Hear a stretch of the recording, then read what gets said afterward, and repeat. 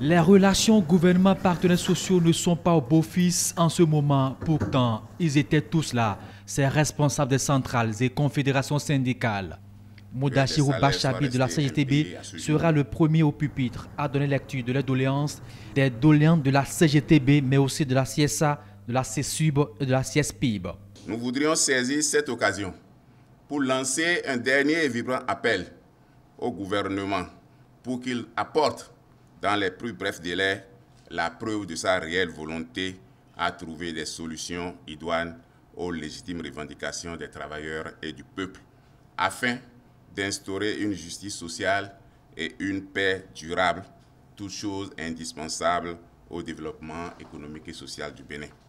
Puis vient la COSI Bénin, représentée par le sieur Machiou de Batoko, des revendications spécifiques et transversales, un cadre de doléances structuré en 22 points. Le renouvellement du plateau technique vétus dans toutes les formations sanitaires et hôpitaux du Bénin. La dotation des formations sanitaires du matériel adéquat d'anesthésie et de réanimation. Le recrutement en nombre suffisant du personnel qualifié, toutes catégories confondues, dans les formations sanitaires et arrêt des recrutements locaux. Nous sommes en rupture de communication avec le gouvernement, lance le premier responsable de l'UNSTB. Emmanuel Zonon appelle l'État employeur à faire preuve de souplesse à l'endroit de la classe ouvrière. Peu importe combien de fois les dames mordent la langue, elles restent toujours ensemble, dans la bouche. C'est l'esprit de pardon. Voilà pourquoi, chaque fois que l'occasion nous sera donnée de sacrifier à ce rituel, nous le ferons quoi qu'en soit le prix, sans aucun calcul politique.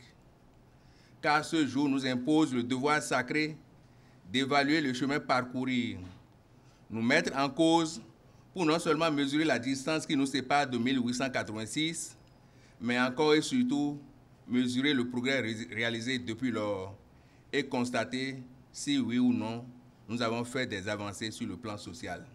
3 différents cas de doléances avec des similitudes par endroit remis au gouvernement, ici représenté par le ministre du Travail et de la Fonction publique. Je vous ai écouté, je vous ai entendu. Ce que j'ai compris, c'est que pour vous, presque tous les mots dont sur le dialogue social aujourd'hui sont sur la tête du gouvernement. Le gouvernement pense que ces mots sont ailleurs, mais conscient de ce que nous avons l'obligation de rester ensemble pour le développement de la nation, pour le bien-être des travailleurs, et puis vous dire que le gouvernement est ouvert pour la poursuite du dialogue. Le gouvernement a toujours la main tendue. Nous devons nous revoir. Je crois que nous avons du travail aussi à faire pour une meilleure compréhension mutuelle afin qu'une pareille crise ne puisse se renouveler dans notre pays. 1er mai 2018, les travailleurs du Bénin, ici représentés par les centrales syndicales, n'ont pas dérogé à la règle. Une rencontre qui ouvre les portes à celle du 3 mai prochain, entrée dans le processus de dégel.